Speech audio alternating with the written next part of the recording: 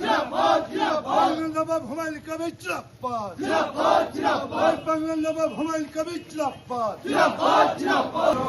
এবং সভাপতির চেম্বার তালা দিয়েছে, চাবি আমার কাছে। এই সভাপতির চেম্বার এটা সম্মানে হচ্ছে, এর সঙ্গেই সহ সভাপতির চেম্বার, চেম্বার।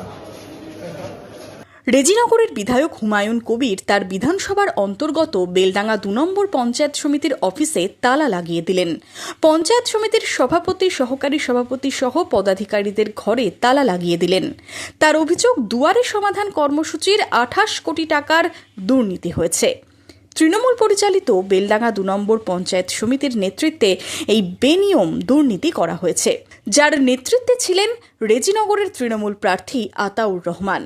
হুমায়ুন কবিরের দাবি, গোটা ঘটনার পূর্ণাঙ্গ তদন্ত করতে হবে। যতক্ষণ তদন্ত শেষ না হচ্ছে ততক্ষণ পঞ্চায়েত সমিতির এই কাজের কোনো বকেয়া বিল পরিশোধ করা যাবে না এবং তিনি তালা লাগিয়ে চাবি নিয়ে চলে যান। 2023 সালের মেজরিটি পাওয়ার পরে এই যে বিউটি বেগম সভাপতি, তার স্বামীর নাম আতাউর রহমান, তিনার নেতৃত্বে এখানে যে ধরনের প্রশাসন চলেছে, ডেভেলপমেন্ট চলেছে, শুধু লুট হয়েছে। এই লুটের বিরুদ্ধে আমি আজকে এখানে এসেছি। এই পঞ্চায়েত সমিতির অপসারণ হবে, তারপরে এখানে বেলডাঙ্গা 2 মানুষ, সাধারণ মানুষ এখান থেকে পরিষেবা পাবে। 1 মাস মতো সময় লাগবে এই প্রক্রিয়া সম্পন্ন হতে। যতক্ষণ এই প্রক্রিয়া সম্পন্ন না হবে ততক্ষণ পর্যন্ত পঞ্চায়েত সমিতির সভাপতি, সহকারী সভাপতি, পূর্ত কর্মধ্যক্ষ সমস্ত ঘর বন্ধ থাকবে। আমি তালা মারলাম। অফিসিয়ালি যদি আমার বিরুদ্ধে প্রশাসন কোনো ব্যবস্থা নিতে পারে, কিন্তু আমি যতক্ষণ নিয়ম মেনে বিডিও সাহেবকে বলে এটা করলাম।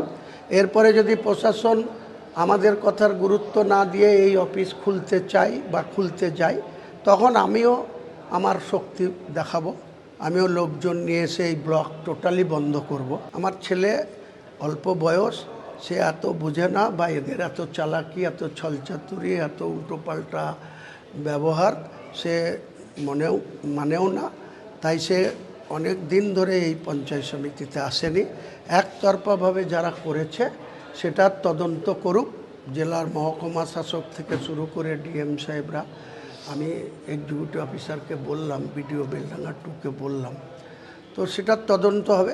কোনোভাবেই তৃণমূল পরিচালিত এই পঞ্চায়েত সমিতির পদাধিকারীদের পঞ্চায়েত সমিতিতে ঢুকতে দেওয়া হবে না বলে দাবি করেছেন হুমায়ুন কবির।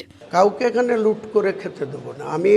আমার দরকার হয় না রাজনীতি করতেছে কারো গরিব মানুষের অর্থকে এইভাবে লুট করার। কাজে যারা করেছে তাদেরকে আগামী দিনে ভুগতে হবে। এই পঞ্চায়েত সমিতি আগামী 1 মাসের মধ্যে এখানে তাদেরকে যদি ভদ্রভাবে রিজাইন করা ভালো, না হলে রিমুভাল প্রসেসে গিয়ে তাদেরকে মেজরিটি দেখিয়ে 33-এর মেম্বারের মধ্যে 17 দরকার। এই মুহূর্তে আমার হাতে 20 মেম্বার আছে।